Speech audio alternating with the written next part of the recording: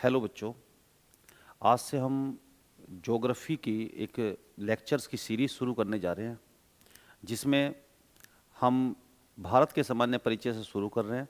तो देखिए, जैसे कि आप स्क्रीन पे ये मैप देख रहे होंगे, और हम इसमें मैं यहाँ से शुरू करता हूँ और इसमें मैं बताऊँगा कि ज्योग्राफी में भारत का एक सामान्य परिचय नाम के टॉपिक से क्या क्या क्वेश्चन एग्जाम में आते हैं, और उसी की तरह से हम समझते चलेंगे इसको। तो देखिए, सबसे पहले क्वेश्चन होता है कि भारत भारत किस गोलार्ध में स्थित है।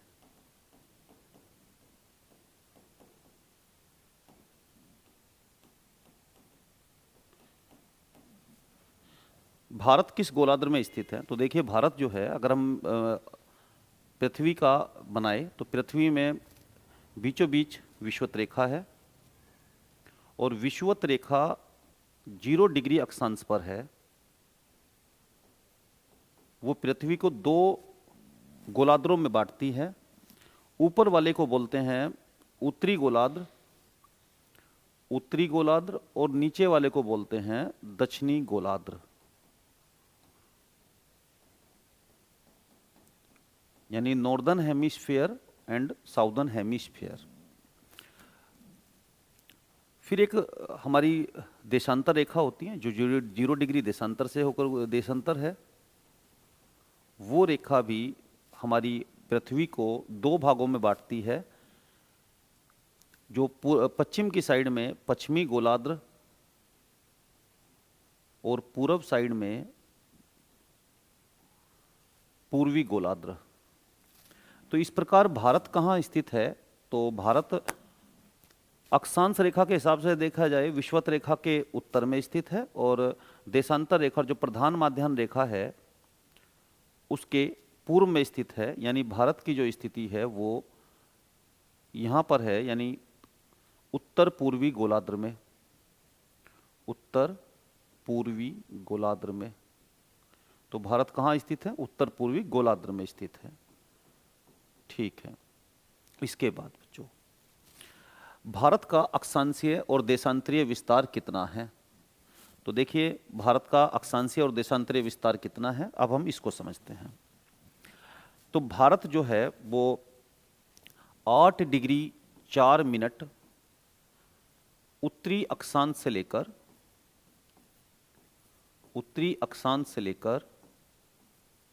37 डिग्री 6 मिनट उत्तरी अक्षांश तक विस्तारित है।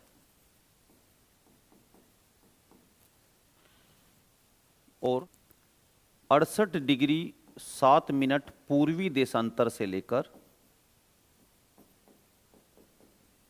97 डिग्री 25 मिनट पूर्वी देशांतर तक विस्तारित है। ये हो गया भारत का अक्षांशीय और देशांतरीय विस्तार। अब हम इसको मैप में समझते हैं। यानी देखिए, अगर हम अक्षांशीय रेखाओं को कहें तो अक्षांशीय रेखा में जो भारत है वो 8 डिग्री 4 मिनट, यानी सबसे भारत की जो मुख्य भूमि है उसका सबसे दक्षिणतम बिंदु है कैप कैमोरिन यानी कन्याकुमारी। तो यहाँ पर होगा 8 डिग्री 4 मिनट। और सबसे भारत का, यानी ये जो सबसे साउथ में कैप कैमोरिन है,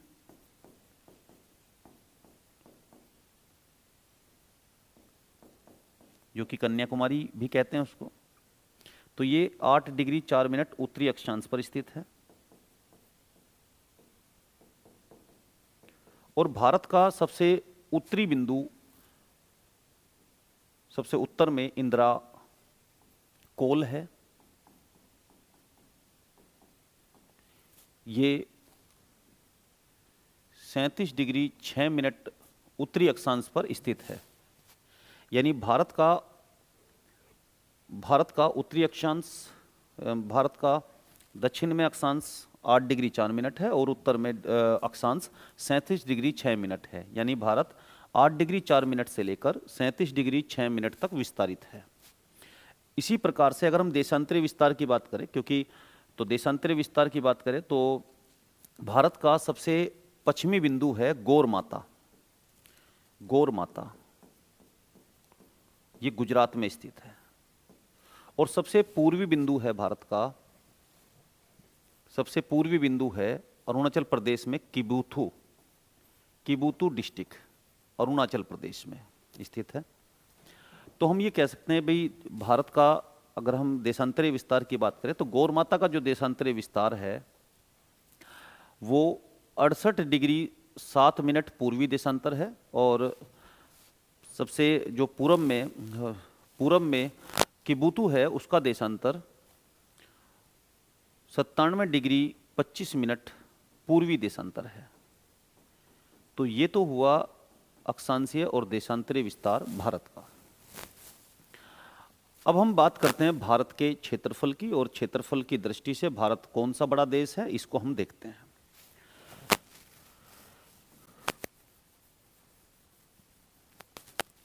देखिए, भारत क्षेत्रफल की अगर दृष्टि से बात की जाए तो अगर हम एरिया वाइज बात करें भारत की, तो भारत की क्या पोजीशन है क्षेत्रफल की दृष्टि से, तो देखते हैं। देखिए, भारत की जो उत्तर से दक्षिण में जो लंबाई है भारत की वो है 3214 किलोमीटर, और पश्चिम से पूरब में जो लंबाई है भारत की वो है 2933 किलोमीटर। और इस प्रकार भारत का क्षेत्रफल है 32,87,263 किलोमीटर स्क्वायर। यानी भारत का क्षेत्रफल पूरे विश्व के क्षेत्रफल का, भारत का क्षेत्रफल पूरे विश्व के क्षेत्रफल का,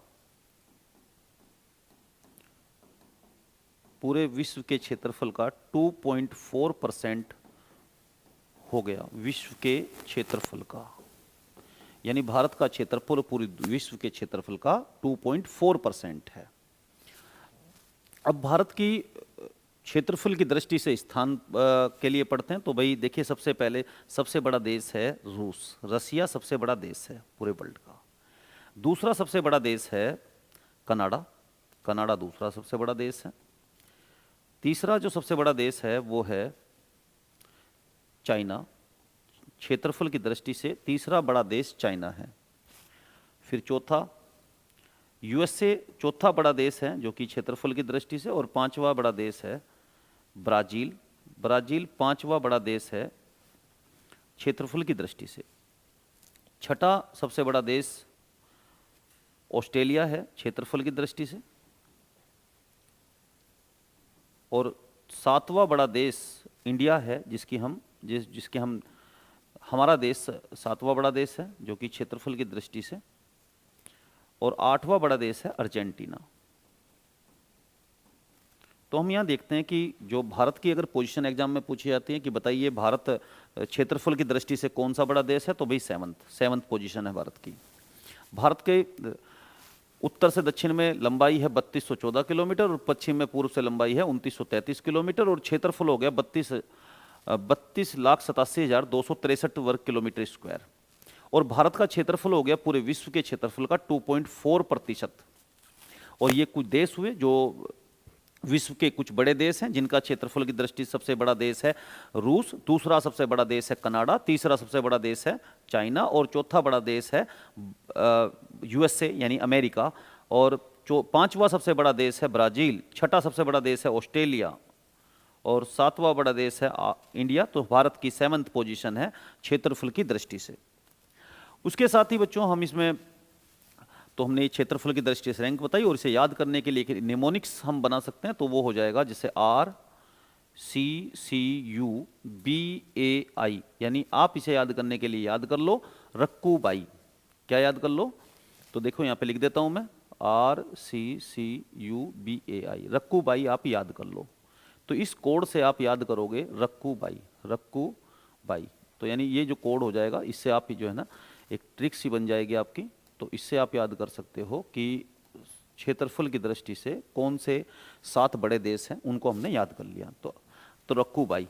और 8वां बड़ा देश है, कई बार पेपर में पूछा जाता है ये क्वेश्चन कि भाई 8वां बड़ा देश कौन सा है, तो उसका आंसर है अर्जेंटीना। ठीक है बच्चों, हमने उसको पढ़ा। अब हम देखते हैं भारत की स्थिति, उसके जनसंख्या की दृष्टि से भारत की क्या स्थिति है पूरे विश्व में। ठीक है, इसको ये रब कर देता हूं।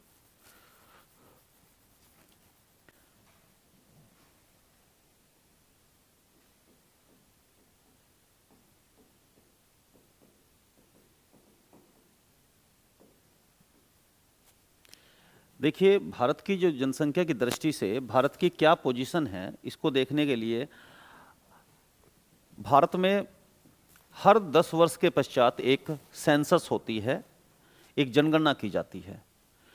देखिए, क्वेश्चन आते हैं जनगणना से भी कि पहली जनगणना किनके समय में हुई थी, तो प्रथम जनगणना हुई थी लॉर्ड मेयो के समय में। जनगणना को कहते हैं सेंसस, और पहली सेंसस हुई थी लॉर्ड मेयो के समय में।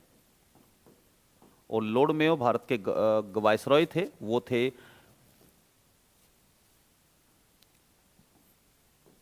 1869 से लेकर 1872 तक। तो सबसे पहली जनगणना 1872 में हुई थी,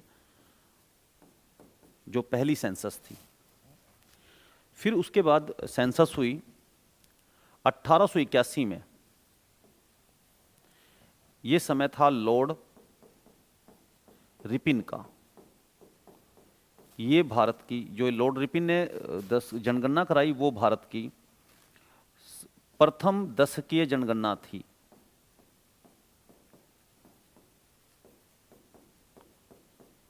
तो ऐसा एग्जाम में पूछा जाता है भाई, अगर पूछा जाए कि पहली जनगणना किनके समय में हुई, तो आपका उत्तर होगा लॉर्ड मेयो। और अगर एग्जाम में पूछा जाए प्रथम दशकीय जनगणना किसके समय में हुई, तो लॉर्ड रिपिन 1881 में। उसके बाद जनगणना होती रही, और उसके बाद अभी जो लेटेस्ट जनगणना थी वो 2011 में हुई थी, वो थी 15वीं जनगणना। 15वीं जनगणना। उसके बाद 2021 में जनगणना होनी थी 10 साल के बाद में, लेकिन वो कोविड के कारण से नहीं हो पाई। तो हम बात करते हैं भारत की जनसंख्या की। तो भारत की जनसंख्या, क्योंकि अभी हमारे पास लेटेस्ट आंकड़े नहीं हैं और क्योंकि जनगणना नहीं हो पाई है, तो इसलिए हमें 2011 के जो जनगणना के आंकड़े हैं, उन्हीं को मैं बता रहा हूं आपको। तो देखिए,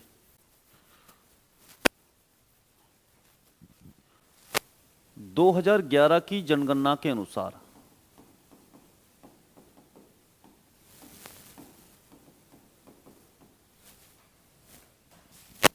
भारत की जनसंख्या थी, भारत की जनसंख्या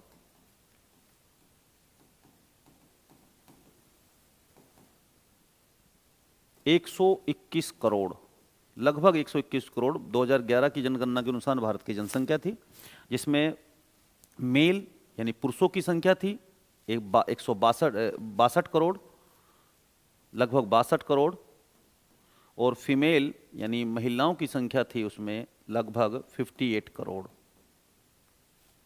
तो ये स्थिति थी भारत की जनगणना की।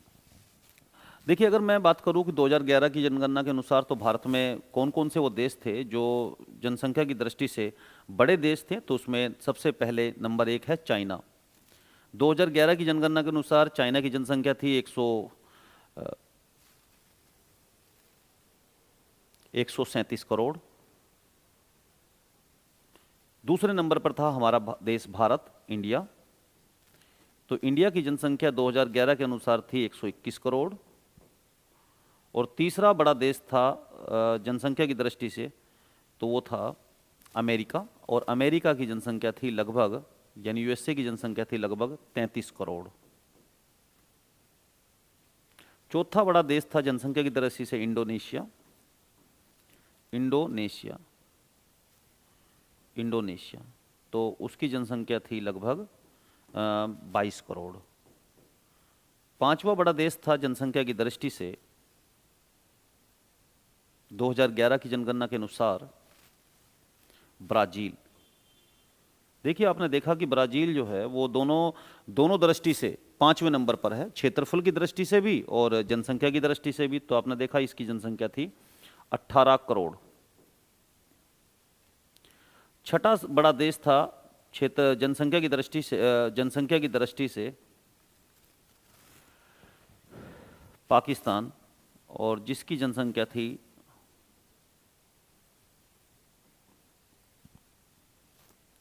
ब्राजील की जनसंख्या थी 19 करोड़ और पाकिस्तान की जनसंख्या थी 18 करोड़, लगभग 18 करोड़।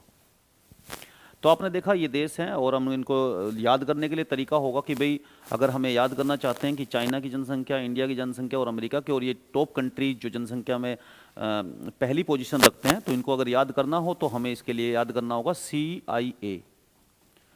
एक निमोनिक्स याद करना होगा। CIA का मतलब होता है central investigation agency, central investigation agency. तो CIA का सेंट्रल यानी C से हो जाएगा चाइना, I से हो जाएगा इंडिया और A से हो जाएगा अमेरिका। तो ये टॉप 3 कंट्रीज है जो जनसंख्या की दृष्टि से टॉप है। तो भारत जो है दूसरी पोजीशन रखता है, सेकंड पोजीशन रखता है जनसंख्या की दृष्टि से। तो भारत का जनसंख्या की दृष्टि से कौन सा स्थान है, अगर ऐसा पूछा जाए एग्जाम में, तो उसका आंसर होगा सेकंड स्थान है भारत का, सेकंड पोजीशन पर भारत है। आपको याद कर लेना CIA। उसके बाद एक तथ्य कुछ याद करने हैं, जैसे कि मैं आपको बताऊं कि हमने देखिए जनगणना, क्योंकि 2011 के अनुसार बताया मैंने आपको, अगर मैं बात करूं 2003 की जनगणना, 2001 की जनगणना के अनुसार, क्योंकि 2001 में भी जनगणना हुई थी, अगर मैं उसके अनुसार बात करूं तो इंडिया की जनसंख्या थी उस समय पर, इंडियन पॉपुलेशन थी उस समय पर 103 करोड़, और फिर 2011 में भारत की जनसंख्या हुई 121 करोड़। तो आपने क्या देखा, आपने ये देखा कि 2001 और 2011 में लगभग 10 वर्ष हो गए। 10 वर्षों में भारत की जनसंख्या बढ़ी 103 करोड़ से 121 करोड़, ये हो गया लगभग 18 करोड़। तो आपने देखा कि ये 18 करोड़ है। तो 10 वर्षों में भारत की जो पॉपुलेशन है वो 18 करोड़ बढ़ी। तो आप मुझे देख के बताओ कि जो 18 करोड़ है 10 वर्षों में जो भारत की जनसंख्या में वृद्धि हुई है, वो इनमें से किस देश की जनसंख्या के बराबर है। तो आपने देखा वो बराबर है पाकिस्तान की जनसंख्या के। तो पाकिस्तान, यानी हम ये कह सकते हैं कि भारत 10 वर्षों में एक पाकिस्तान को जन्म दे सकता है।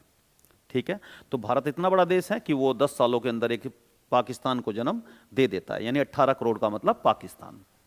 उसके बाद अगर हम एक बात करें तो एक वर्ष में भारत की पॉपुलेशन बढ़ी है, अगर 10 से डिवाइड कर दे तो 1.8 करोड़, और ये 1.8 करोड़ का मतलब है कि 1.8 करोड़ 2001 में 1.8 करोड़ का मतलब है, आज अगर हम देखें तो ऑस्ट्रेलिया की जनसंख्या के बराबर। ऑस्ट्रेलिया की जनसंख्या 2011 के अनुसार लगभग थी 2 करोड़, यानी ये है 1 करोड़ 80 लाख, यानी 2 करोड़ के पास थी। तो इसका मतलब हम ये कह सकते हैं कि भारत प्रति वर्ष एक ऑस्ट्रेलिया को पैदा कर सकता है। तो भारत प्रति वर्ष एक ऑस्ट्रेलिया को पैदा कर सकता है, हम ऐसा बोल सकते हैं। तो आपने देखा कि भाई भारत की जनसंख्या कितनी है, तो भारत की जनसंख्या है 121 करोड़, जिसमें मेल है 62 करोड़ और फीमेल है 58 करोड़। और भारत जो है जनसंख्या के मामले में चाइना के बाद दूसरे स्थान पर है, यानी उसको सेकंड पोजीशन है। और जो आपको कंट्रीज याद करने हैं अगर कि भाई चाइना, इंडिया, अमेरिका, ये याद करने, तो आपको मैंने कोड बताया है CIA याद रखना। CIA अमेरिका की खुफिया एजेंसी है, जिसका मतलब है सेंट्रल इन्वेस्टिगेशन एजेंसी। और इसको याद करने से आपको निमोनिक्स याद हो जाएगा, और इससे आप ये बता सकते हो आसानी से कि कौन सा देश जनसंख्या के मामले में पहले स्थान पर है, तो वो है चाइना। चाइना पहले स्थान पर है।